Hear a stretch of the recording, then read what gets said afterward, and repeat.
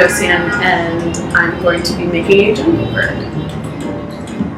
So first, this cocktail has half an ounce of lime juice, half an ounce of simple syrup, an ounce and a half of pineapple juice,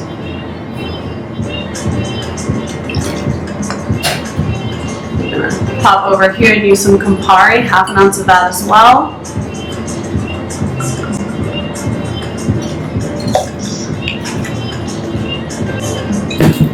And we're going to use a nice white rum, Cotton and Reed. Use an ounce and a half of that. We'll be giving that nice hard shake.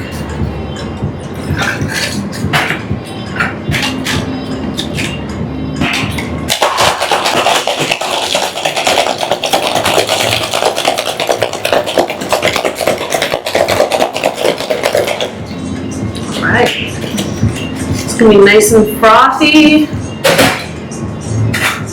Great, slightly bitter tiki style cocktail. Serve it over a big ice cube if you've got it.